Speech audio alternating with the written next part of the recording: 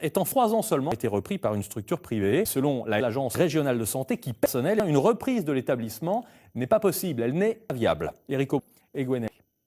Au quotidien, rien ne semble avoir changé pour les résidents de cette maison médicalisée privée. Et pourtant, depuis la mise des établissements de 34 lits est placé en liquidation judiciaire. Le Lillois qui a fait faillite. Au 2e étage, les chambres n'ont d'ailleurs jamais été achevées. Le projet de reprise a bien présenté, mais l'agence régionale de santé s'y oppose. Pour les 40 salariés, faire disparaître cette structure quasi neuve est un gâchis. On avait toutes les cartes en main, on avait un repreneur, on avait des gens qui étaient prêts à reprendre la structure et aujourd'hui, les décisions, les possibilités de prise, ça ne se fera pas. L'ARS a dit non, c'est terminé. Selon l'ARS, la poursuite est inenvisageable, d'autant que le territoire du Haut-Anjou est l'un des plus fournis en EHPAD dans le Maine-et-Loire. On sait qu'actuellement, au regard du projet régional de santé, un établissement EHPAD sur le Thouars est viable à compter de 70-80 places pour assurer la sécurité et la qualité des en charge, ce qui est le cas de l'établissement Initi. L'ARS s'est engagée à reclasser le personnel. Des solutions d'accueil seraient également proposées aux 28 résidents, tous étant atteints de la maladie d'Alzheimer. Un placement qui ne rassure pas les familles. Certaines familles refusent les propositions qu'on leur fait. C'est-à-dire qu'il y a des propositions qui sont beaucoup trop chères. Elle n'a pas pris en compte le prix financier, certaines peines. Donc pour certaines familles, vous comprenez bien que ça fait 600 à 700 € par mois. Plus de celui-ci, c'est inabordable. Quant aux nombreux propriétaires qui pensent faire ici un bon plan en investissant dans les murs, perd norme, sauf coup de théâtre, l'établissement fermera porte le 29 janvier. Allez, à 19, presque 9 minutes, parle de sport après. Nommé il y a une semaine, Laurent Buffard a commencé à diriger les ans de Cholet Basket. Le nouveau coach succède à Jean-Manuel Souza, remercié après 7 défaites consécutives. Laurent Buffard croit néanmoins que le championnat n'est pas perdu pour Cholet. Cette équipe a du talent. Elle était en plein doute avant Noël.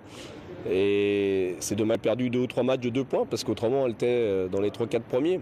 Mais la Pro A, c'est aujourd'hui le premier peut perdre contre le dernier et ça peut changer tout.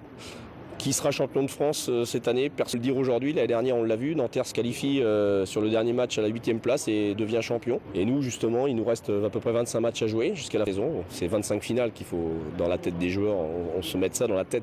Tous les joueurs doivent avoir ça dans la tête. Voilà, Laurent Buffard qui a délié à Cholet Basket. C'était dans les années 90.